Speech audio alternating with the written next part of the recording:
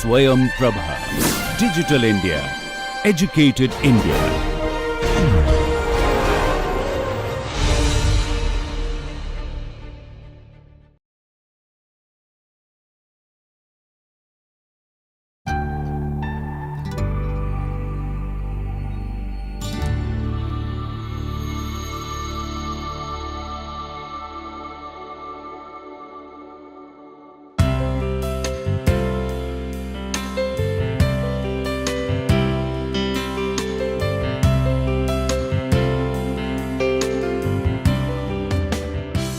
Welcome to the course, Culturally Responsive Built Environments.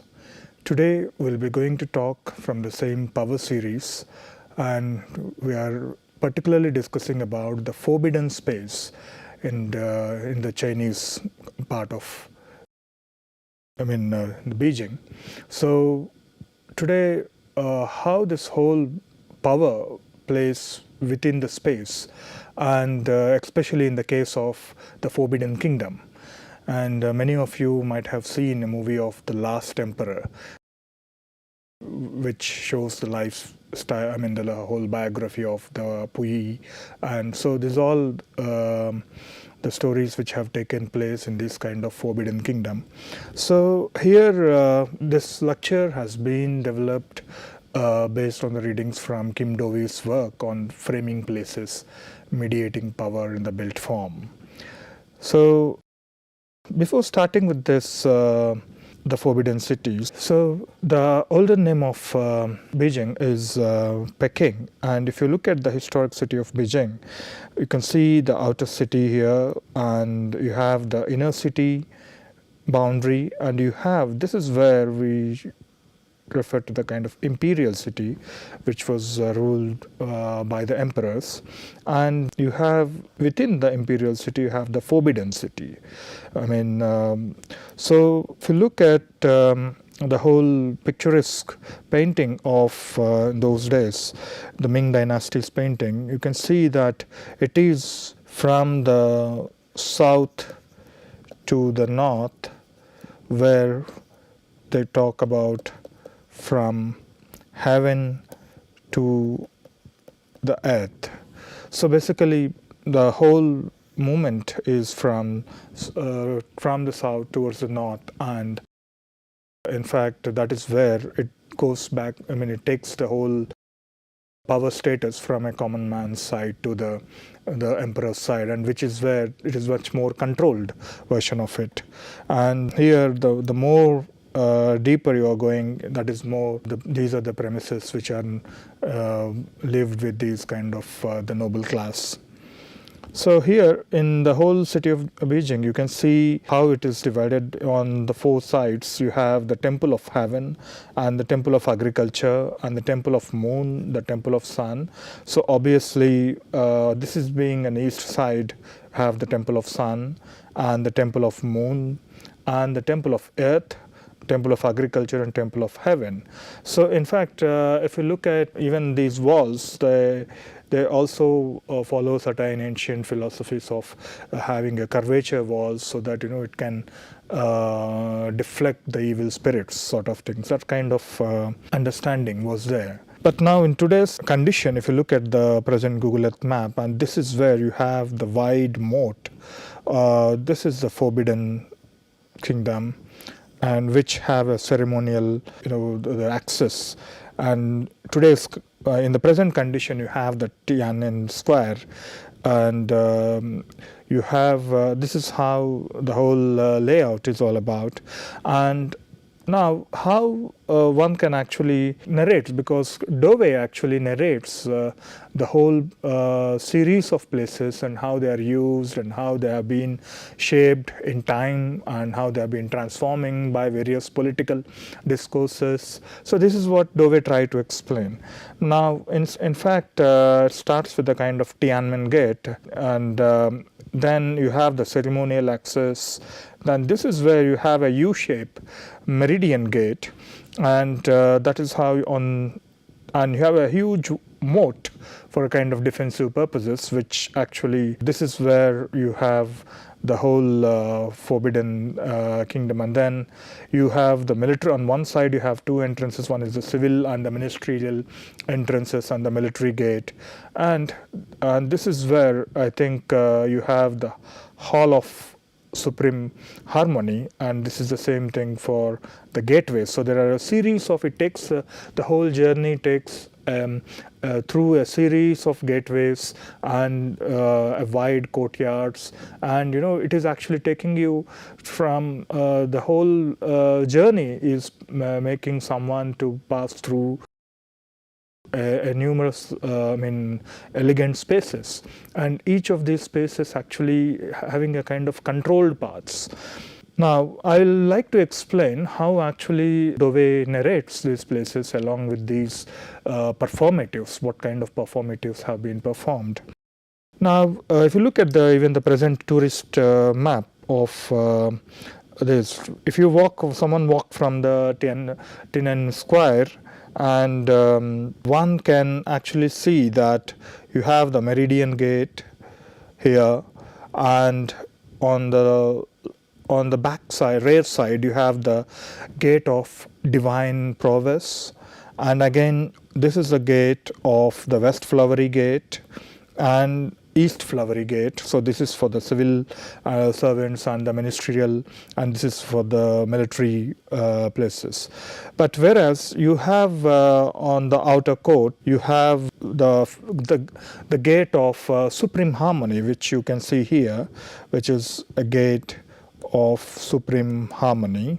And then similarly, when the one passes through the ceremonial axis, I think that's the termination point of the ceremonial axis, and then one enters into a courtyard, and that is how you can see this whole raised platform of which talks about the Hall of Supreme Harmony and the Hall of Central Harmony and the Hall of Preserved Harmony.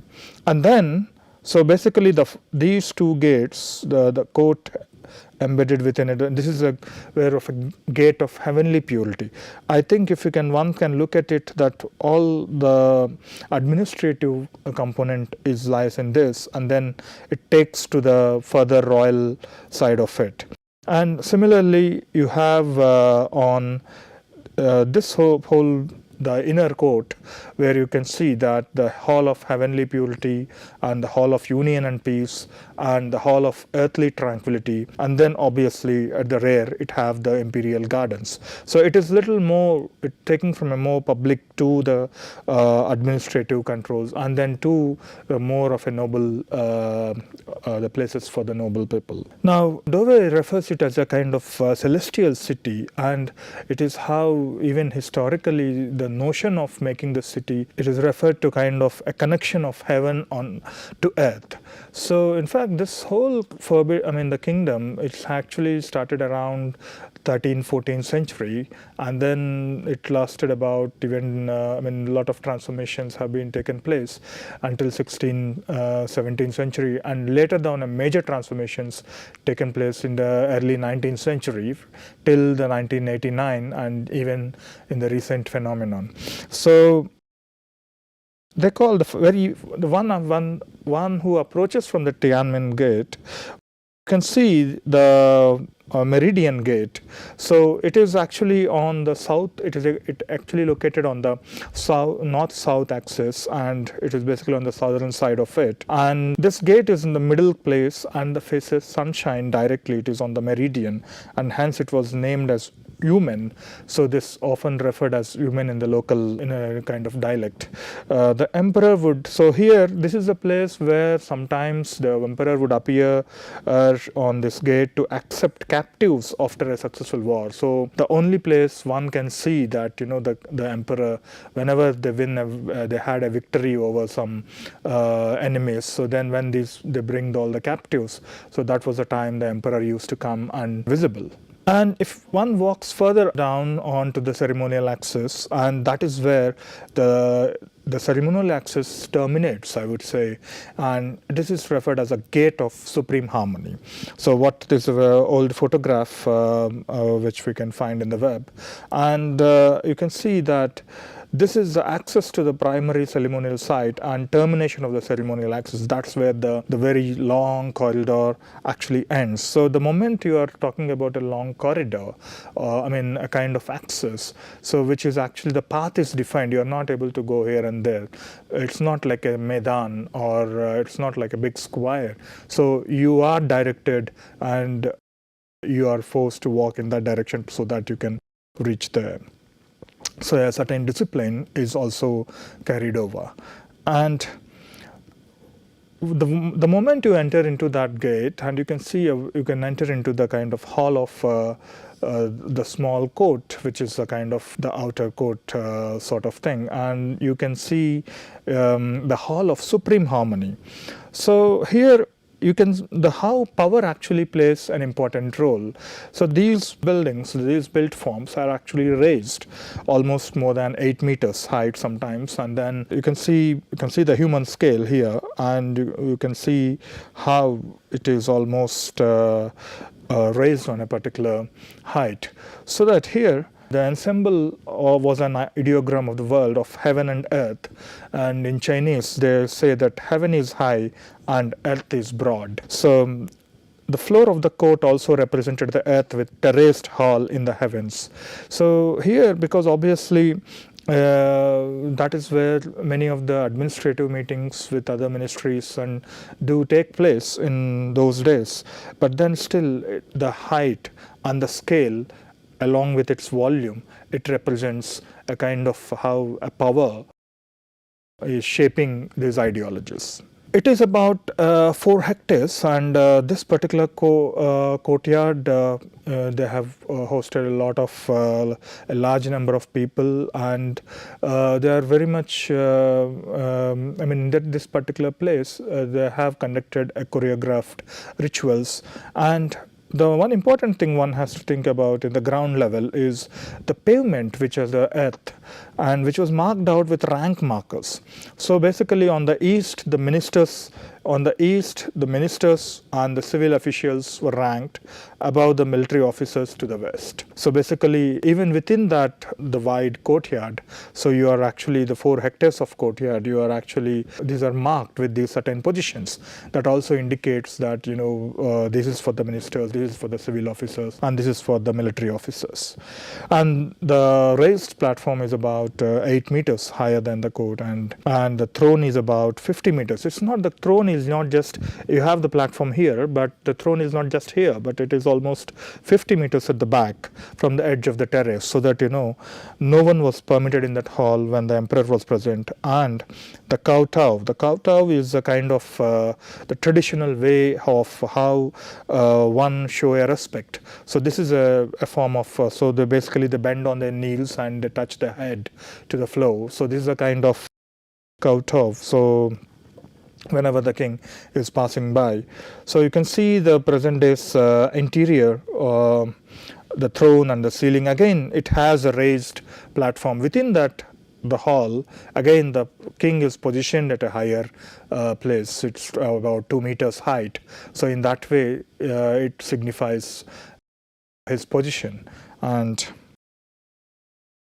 so the whole idea of this forbidden aspect, because the king is hardly seen any time, the emperor is hardly seen.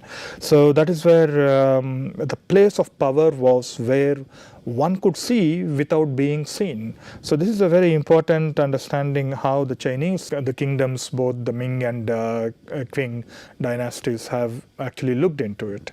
And so in fact, when we move to further this, I think you can see here, this is where much of the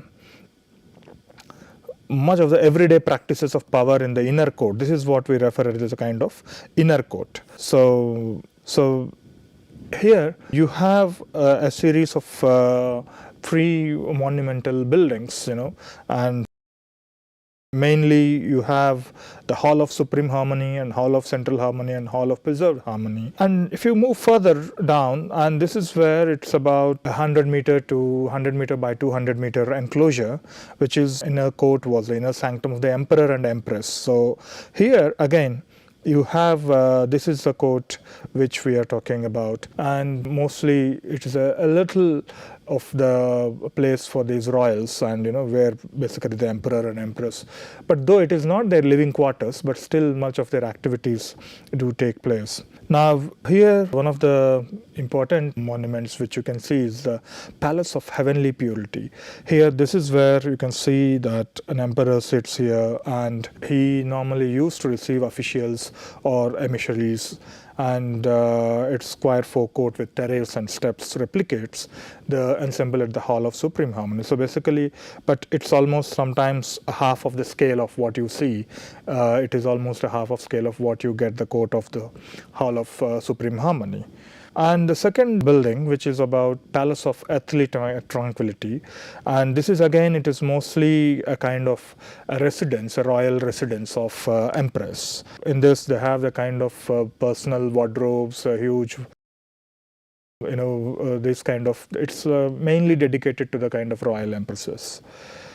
And the third one, which we talk about, is the Hall of Union, where sacred objects were stored, because this is the hall why we are talking about Hall of Union. That is where it is a kind of interface between heaven and earth, between yin and yang in the Taoist philosophy, and the male and female, and the emperor and the empresses. That is where it's a kind of meeting point.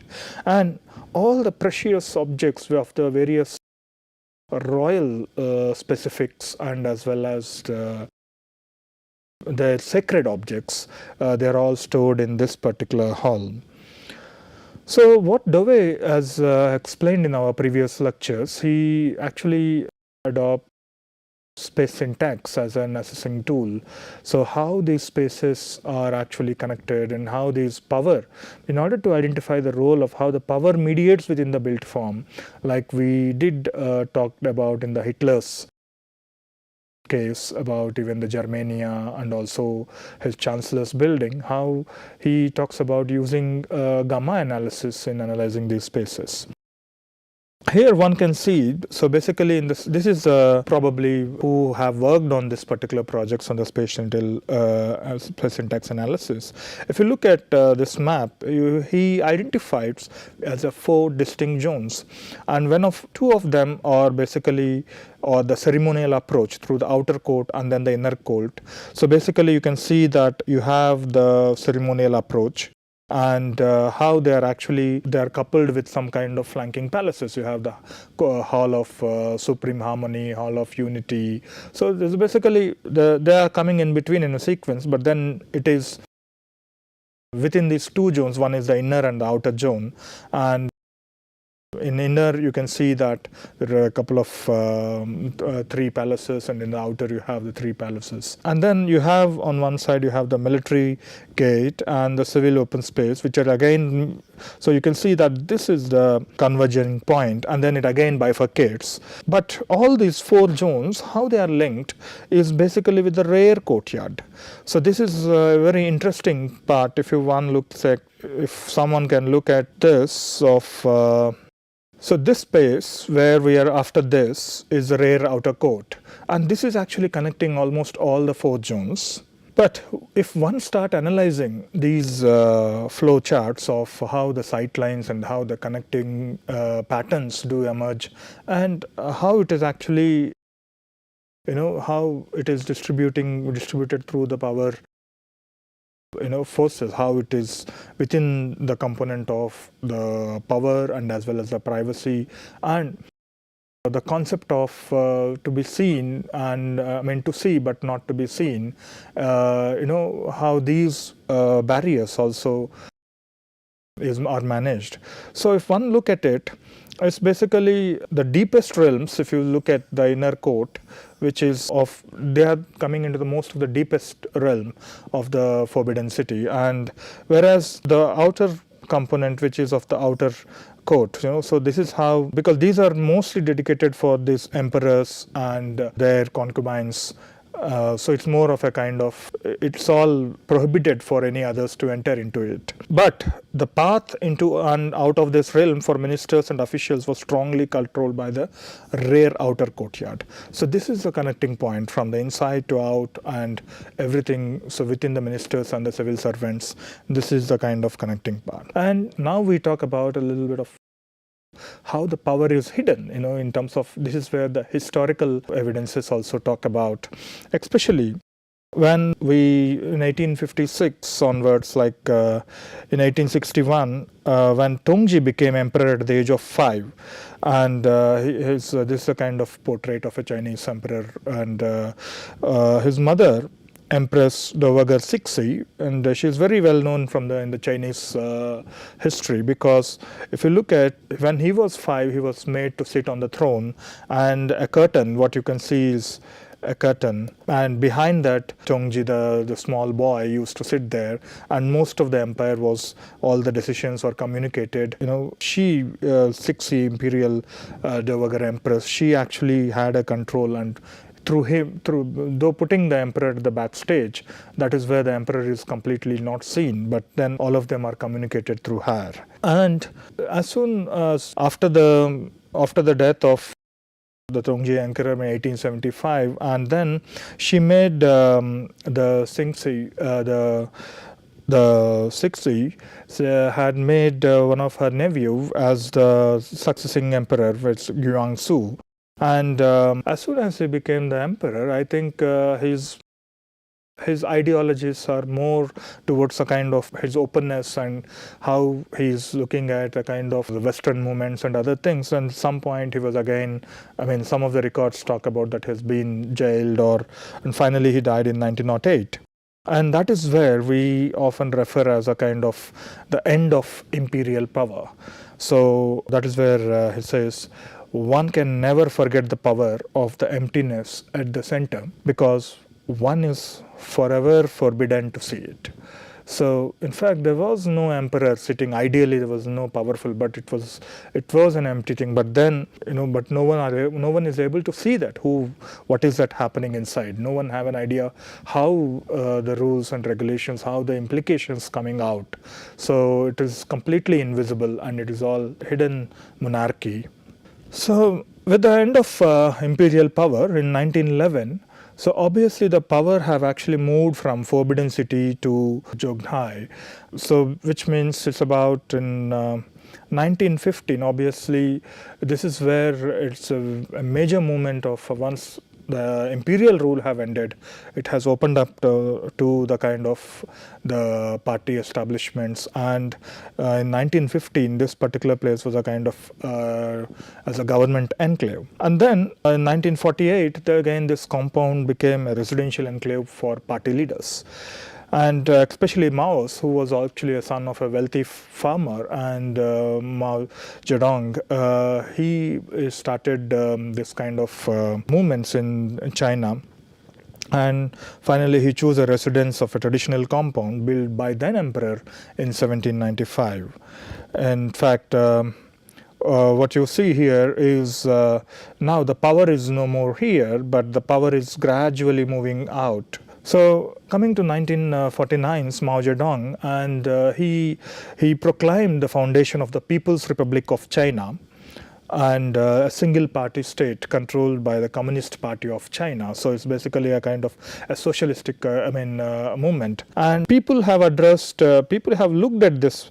Here you can see a huge painting of Zhang Jianxi at Tiananmen Square, very much at the entrance of the outer court. In the Tiananmen Gate, you can see that a large portrait of Mao put himself.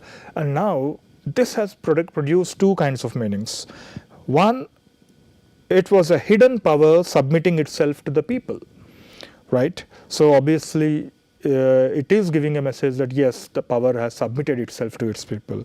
And the second way the people have looked at it is a new leader appeared in the imperial relationship to the people. So obviously this transition is one of the important phase in China. And this particular square, obviously with the kind of modern movements and a pressure from ideologies from the Western, and also various tax reforms and people coming under various pressure, because this transition is always a very difficult transition, because suddenly many reforms will take place at the same time. And that is how we call it as a kind of liberated space. And then he defined, I mean, the other side of the Tiananmen side, which is formulated as a Tiananmen Square. And when we talk about Tiananmen Square, this has become a kind of center of a modern public place in China. And this is a story where all the powers have been narrated, and where people come and gather for any kind of march or any kind of demonstrations. And that is how it is showing a window for any dialogue to happen in a political square. But in 1989, especially on June 4, there's been a serious revolutions, cultural revolution, I think, in our previous. In 1966, the cultural revolution have taken place, and following that 1989, a huge massacre have happened between various student groups of Beijing, and who have demonstrated.